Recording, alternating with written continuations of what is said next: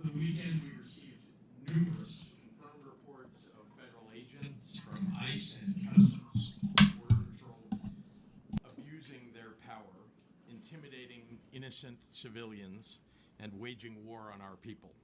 All of this has been aimed at causing chaos and mayhem in the hopes of creating a pretext to deploy military troops against Chicago and Broadview and other suburbs, just as the president is doing right now in Oregon. Moments ago, the Illinois National Guard received word that the Department of Homeland Security has sent a memo to the Department of War seeking the deployment of 100 military troops to Illinois, claiming a need for the protection of ICE personnel and facilities. What I have been warning of is now being realized.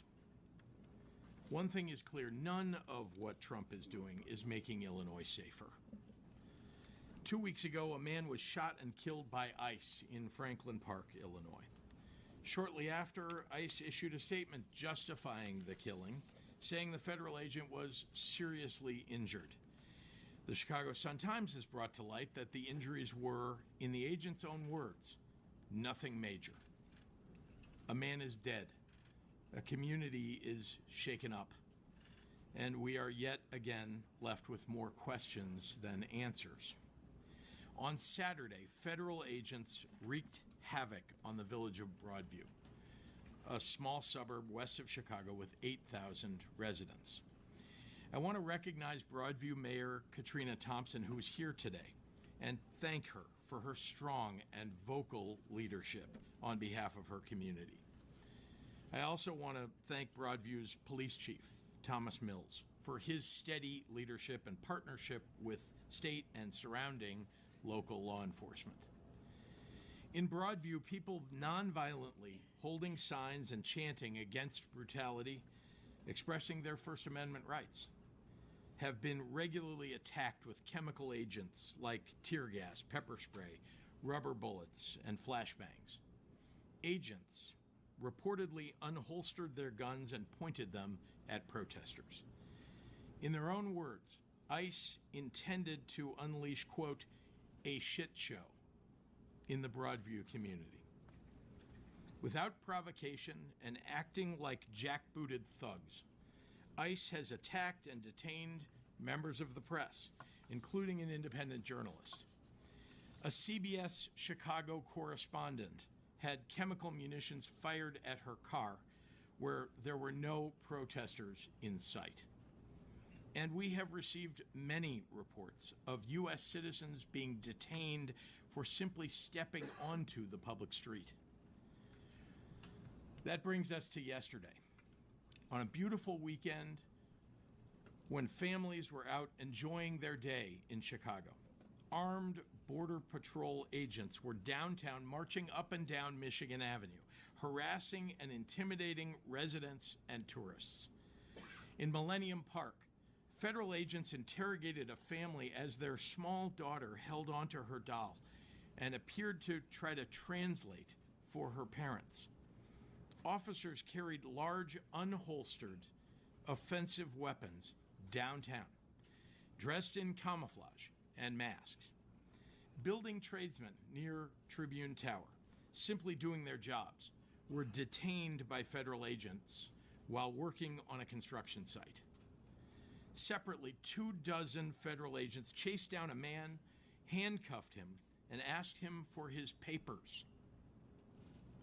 Meanwhile, ICE's chief offender, Gregory Bovino, has been leading the disruption and causing mayhem while he gleefully poses for photo ops and TikTok videos.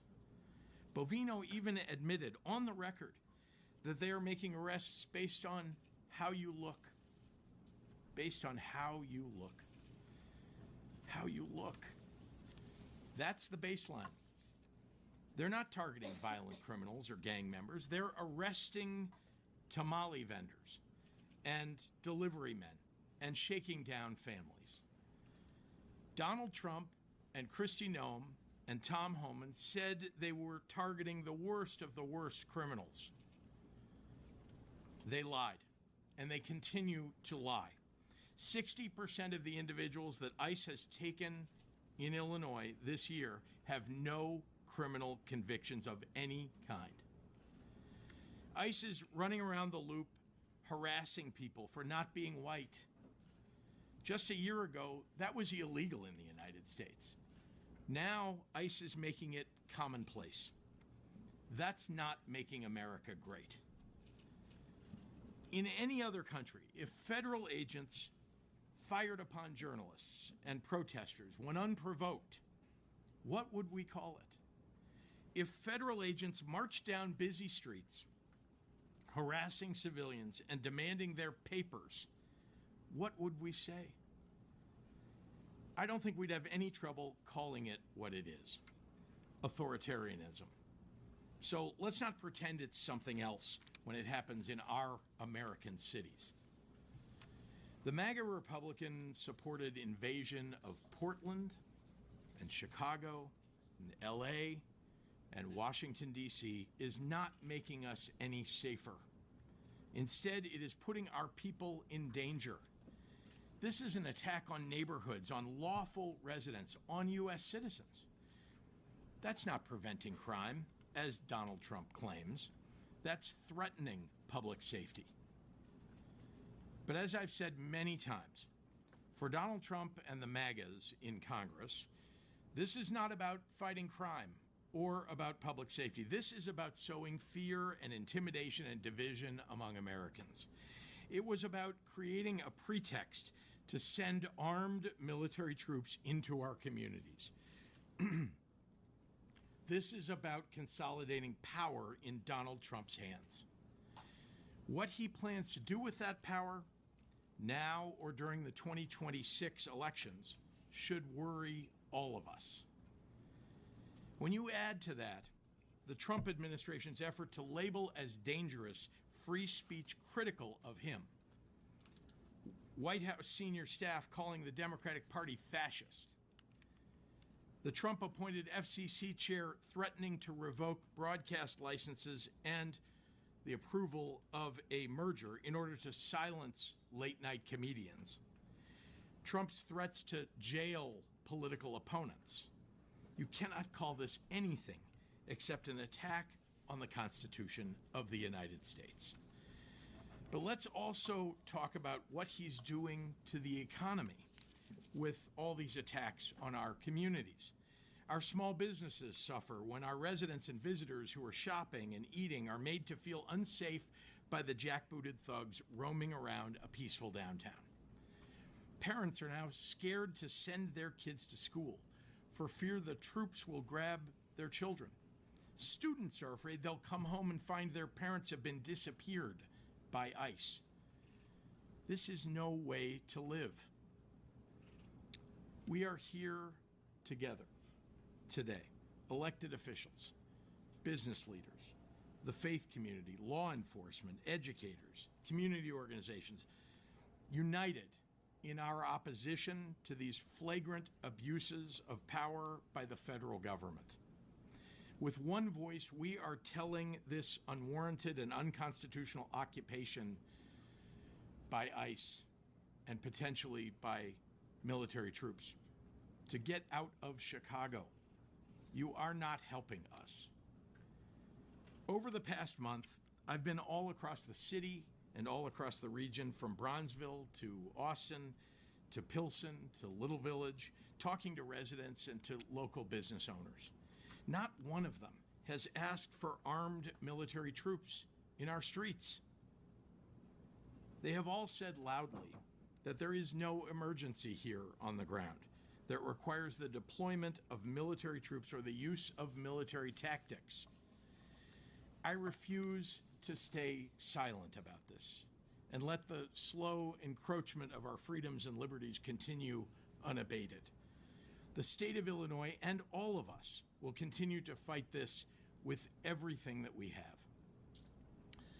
So, people of Illinois, we need your help. Get out your cell phones, record and narrate what you see. Put it on social media. Peacefully ask for badge numbers and identification. Speak up for your neighbors. We need to let the world know that this is happening and that we won't stand for it. I was surprised and pleased to see that a federal agent in New York was put on leave after he was caught throwing a woman to the ground. Good. Good. That would never have happened, though, if it wasn't on camera. So keep documenting. It could make a world of difference for someone, perhaps for all of us. I look forward to taking your questions, and right now I'd like to hand the microphone over to Mayor Brandon Johnson. Mayor. Thank you, Governor. Of course.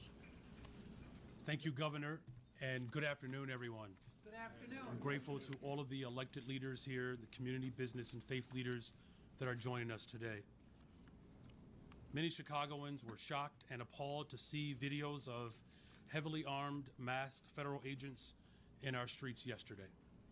The reality is that this stunt has nothing to do with public safety. This is about politics, money, and power. The president is using his militarized force the exact way he intended to advance his political goals.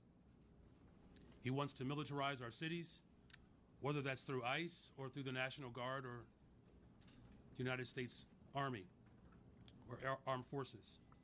He wants to provoke conflict so that he can use this as a pretext to send even more federal agents into our city. What we saw yesterday was an absolute disgrace. Families, visitors, everyday Chicagoans were out enjoying our city, and they were met with dozens of heavily armed federal agents aiming to strike fear in our communities.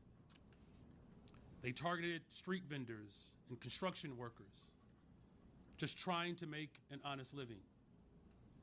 They made a little girl act as a translator as they took her family into custody.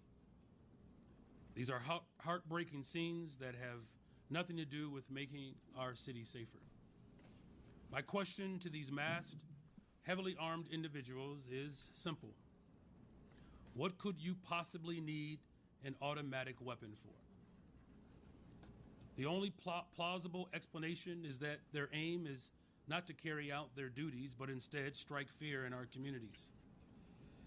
If you are following the law, if you are in accordance with the Constitution, if you have a criminal warrant, then there is no reason to cover your face. This comes on the heels of the revelation that was reported on MSNBC that Tom Homan, the so-called border czar, accepted a $50,000 bribe from undercover FBI agents in exchange for lucrative detention center contracts. So let's call it what it is. Tom Homan sold out the American people for $50,000 in cash. And that's why I'm calling on the federal government to appoint an independent investigator to review every single contract in the city of Chicago, the county and the state, related to any ICE detention centers. The people have a right to know if these contracts are legitimate or if they were granted as a result of outright bribery and corruption. As of last week, 72% of those held in ICE detention have no criminal record. And of those with a criminal record, many are for traffic violations and misdemeanors. The Trump administration's detention campaign is not for public safety, it is for profit. More than 90% of the immigration detention centers are run by private and for-profit corporations. The Trump administration has already engaged in no-bid contracts with private prison contractors across the United States. Executives at private prison firms are calling this a gold rush, as their stocks have soared by as much as 80%. In May, the CEO of a private prison corporation told investors, and this is a quote, "Truly one of the most exciting periods in the history of the company." One company estimated that they could make as much as $400 million of taxpayer money per year from private detention. Another said that it could make as much as $1 billion in additional revenue. The two largest private prison corporations gave President Donald Trump at least $2.8 million for his re-election campaign. And this is the agency that Trump and Republicans just handed $170 billion, a blank check with little to no oversight. The money that Republicans gave to ICE is more, there's more funding given to ICE in this last budget that has been allocated for police departments at state and local governments in all 50 states, including the District of Columbia combined. Let me say that again.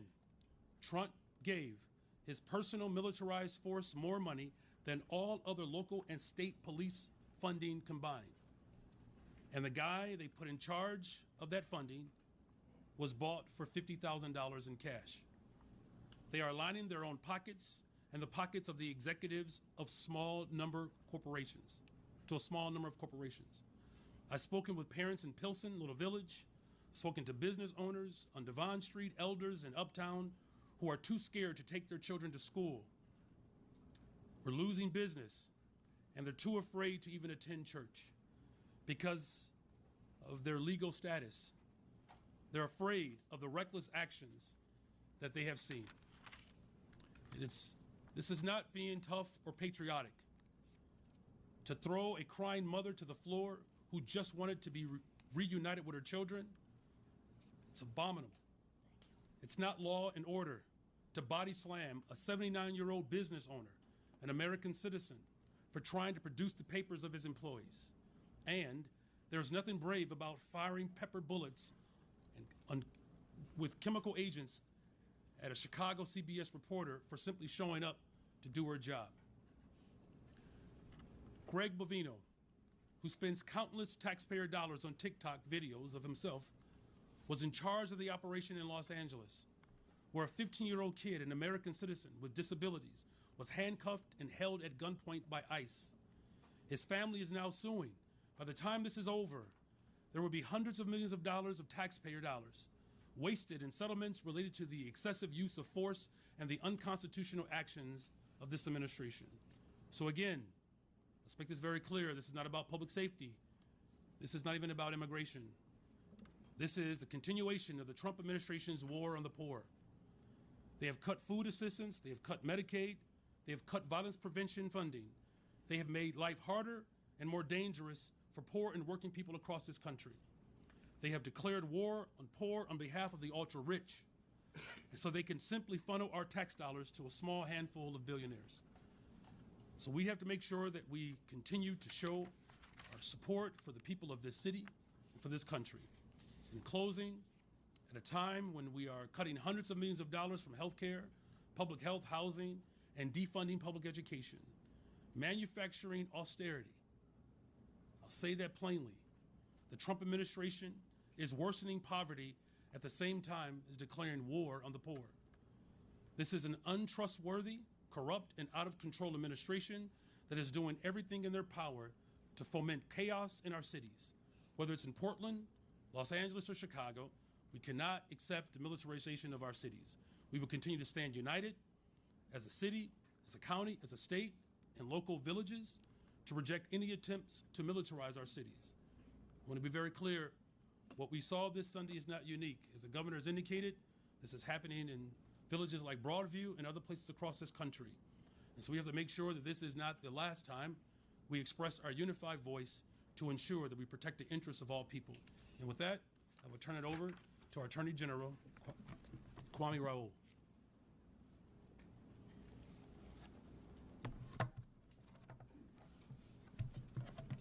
Thank you, Mayor. Governor, thanks for convening us.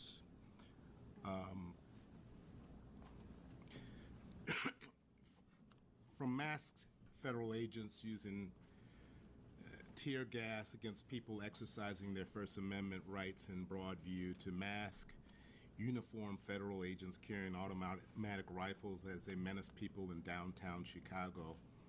In downtown Chicago, which is well patrolled by both the Chicago Police Department and the Cook County Sheriff's Office.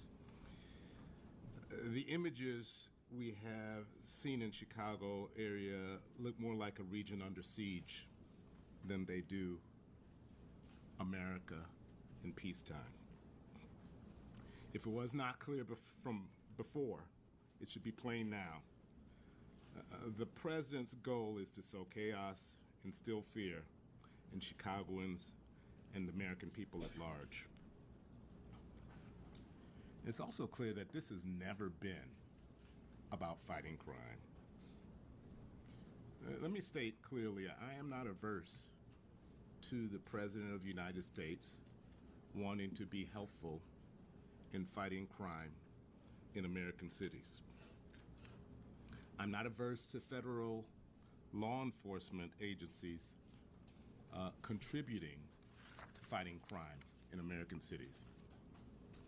In fact, we have had a great history of collaboration with those federal law enforcement agencies that are trained to fight crimes on the local level.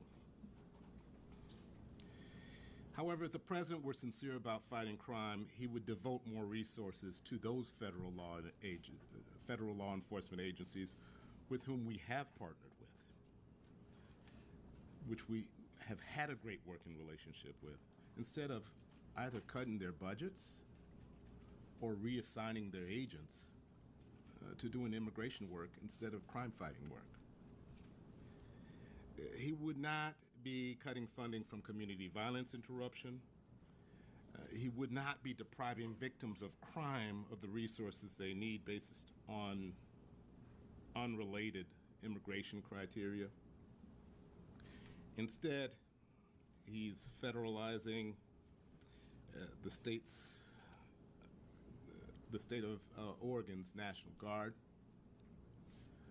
And as the governor laid out, he's following the same pattern that he followed in Oregon, and we just received a memo. Same steps that were followed in Oregon. The mobilization of the military isn't just an ineffective strategy to address crime. It is illegal. That is why I stand in solidarity with my colleague, Oregon Attorney General Dan Rayfield. We've been in contact over the weekend as well as earlier this morning, who filed lawsuit yesterday against the Trump administration's mobilization of the National Guard there. The 10th Amendment preserves states' sovereignty to enforce state laws as they see fit. The Posse Comitatus Act, as I've stated before, limits the federal government's ability to use the military for domestic law enforcement. A judge in California recognized that fact earlier this month. And the militia clauses of the United States Constitution give Congress sole authority to decide what factual circumstances allow the president to federalize the National Guard. They don't exist here. The president has failed to establish that any of the legal prerequisites exist for his efforts to federalize the Guard. Which is why litigation challenging these efforts is now pending in multiple courts. And if the evidence follows, if the pattern follows what we've seen in Oregon, he should expect a legal challenge here as well. As a matter of fact, this afternoon, we're filing a lawsuit challenging the administration's unlawful reallocation of more than $100 million in public safety and disaster relief funds away from Illinois and other states around the country. These funds, under the Homeland Security Grant Program, help states protect against acts of terrorism and are a critical source of money for networks of police departments, fire departments, emergency services, and public works departments across the country. In this latest action by the administration, the cut to Illinois funds alone is over $30 million. None of this chaos and none of these acts make us safer. To be clear, our U.S. Constitution is still the law of the land. It is generally unlawful for people to be subject to detention or search without probable cause or reasonable suspicion to believe that a crime has been committed. Due process is still required when someone is deprived of their liberty. The First Amendment still protects the right to free speech and peaceably and lawfully assemble. which includes the right to express one's views, even if those views are critical of government policies and how they're being carried out. That said, it is important to note that protesters must also comply with applicable laws. For example, the First Amendment does not allow for protesters to assault, intimidate, interfere with an officer of the United States government or local government while they are engaged in their performance, or to obstruct or impede federal civil immigration vehicles or enforcement operation. Clearly, this deployment of the federal officers into our well-policed central business district is meant to provoke Chicagoans. What the president is hoping to do is foment chaos by inciting out-of-control protests. So I urge Illinoisans, don't take the bait. There is no emergency in Chicago. Don't help him create one. Exercise your First Amendment rights, but do so peacefully, without violence or destruction of property. If you see what you believe to be civil rights being violated, use your phone or camera to document it, to bear witness. My office is monitoring these images, and so are legal and civil rights organizations around the city, the state, and the nation.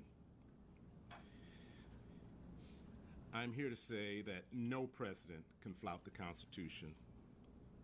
The rule of law matters in the state of Illinois, and we will not hesitate to preserve it. This time I'd like to pass the mic to County Board President Tony Pritzker.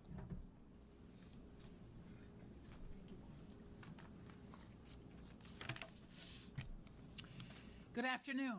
Good afternoon. I want to thank you all for being here today and for showing your support. My county, Cook County, is home to more than 5 million people, many of whom are immigrants who came here seeking a better life for themselves and their families.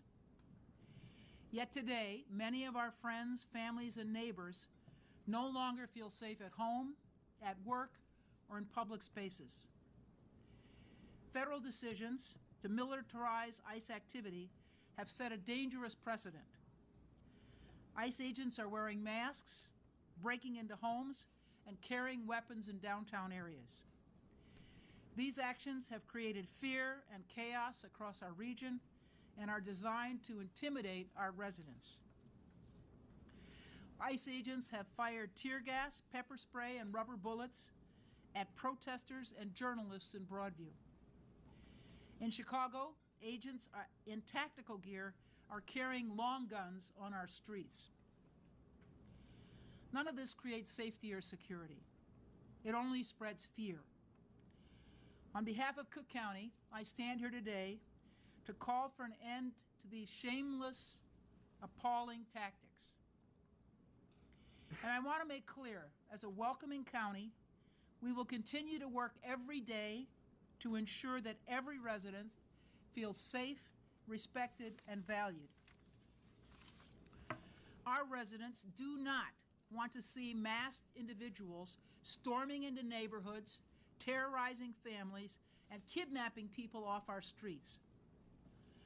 They do not want to see an undocumented father with no criminal record fatally shot in their community.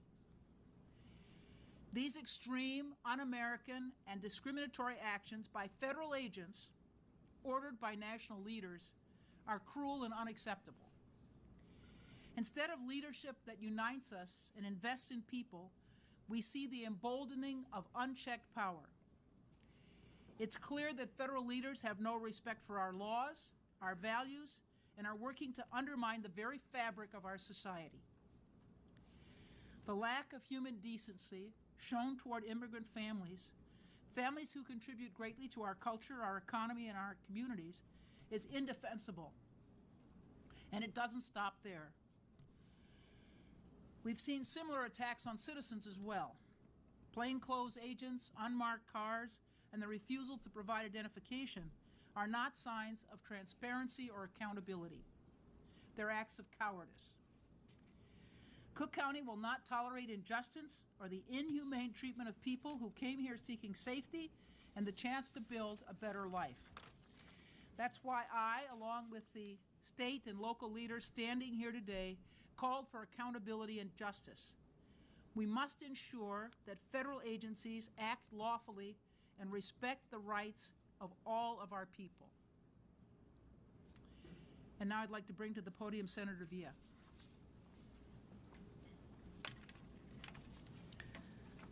Good afternoon. Good afternoon.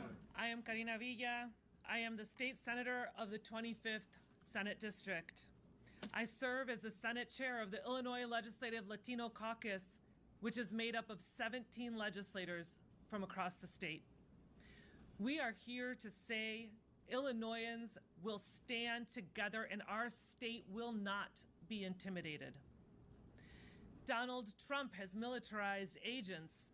He has sent them to our suburbs like my hometown of West Chicago, to Broadview, and now to our peaceful streets of downtown Chicago.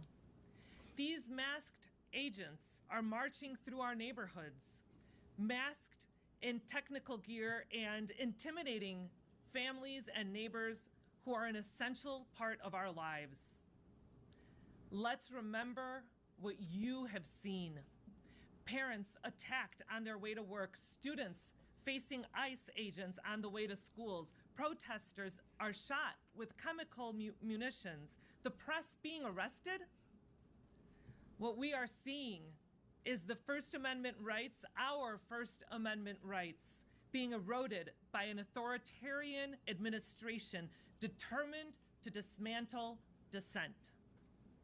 This is not safety. This is persecution. The Illinois Legislative Latino Caucus stands united with Governor Pritzker and leaders at every level, demanding answers about the stolen life of Silverio Villegas Gonzalez and so-called Operation Midway Blitz. We demand that every Illinoisan receive the right to due process, medical care, and access to legal counsel. We are delivering on these fundamental rights with the Trust Act and my Safe Schools bill, and we will continue to legislate to make sure that Illinois remains the safest and most welcoming state in our country. Let us be absolutely clear. No president, no agent, no badge is above the Constitution.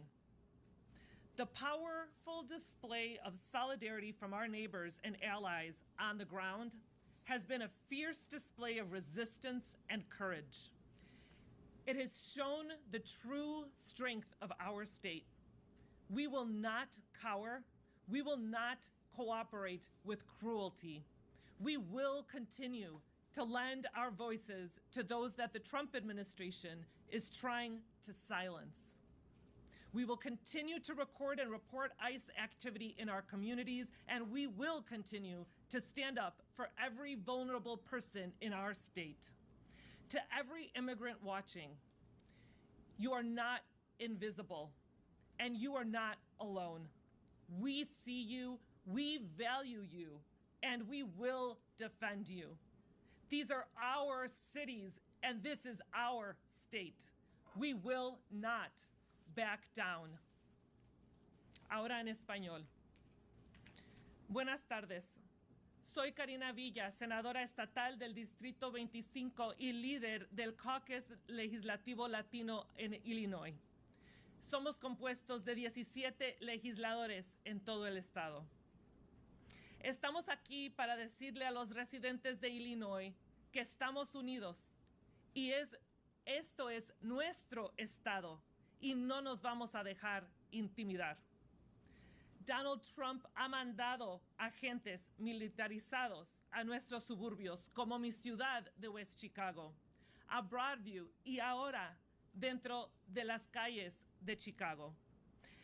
Estos agentes enmascarados y armados caminan por nuestros vecindarios con equipo táctico, intimidando a las familias y vecinos que son una parte esencial de nuestra comunidad y de nuestras vidas.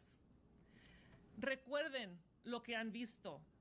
Padres atacados caminando al trabajo estudiantes enfrentándose a agentes de ICE cuando van a la escuela, manifestantes gaseados y disparados con municiones químicas, periodistas arrestados y nuestros derechos constitucionales debilitados por un gobierno federal autoritario decidido a silenciar a quienes piensan diferente. Esto no es seguridad, esto es persecución. El caucus legislativo latino de Illinois se mantiene unido con el gobernador Pritzker y con líderes a través del estado de Illinois a todos niveles para exigir respuestas sobre la vida robada de Silverio Villegas González y sobre la llamada Operación Midway Blitz. Exigimos que toda persona en Illinois tenga derecho al debido proceso, atención médica y acceso a representación legal. Estamos cumpliendo con estos derechos fundamentales a través de la ley Trust y mi proyecto de ley, las escuelas seguras. Seguiremos legislando para que Illinois sea el estado más seguro y acogedor en el país para inmigrantes. Que quede absolutamente claro, ningún presidente, ningún agente, ninguna insignia está por encima de la Constitución. La poderosa muestra de solidaridad de nuestras comunidades y aliados ha sido una valiente expresión de resistencia y coraje. Ha demostrado la verdadera fuerza de nuestro Estado. No nos vamos a acobardar, no nos vamos a colaborar con la crueldad. Seguiremos alzando nuestras voces por quienes la administración de Trump intentan silenciar. Seguiremos documentando y reportando la actividad de ICE en nuestras comunidades. Y seguiremos defendiendo a cada persona vulnerable en nuestro estado, a cada inmigrante que nos está viendo. No eres invisible, no estás solo. Te vemos, te valoramos y te vamos a defender. Estas son nuestras ciudades, este es nuestro estado. No nos vamos a rendir. Y ahora le paso el micrófono a Ere Rendón. Gracias. Buenas tardes. My name is Erendira Rendon. I'm Vice President of Immigrant Justice at the Resurrection Project. For 29 days, the immigrant community, particularly the Latino community, has been under attack.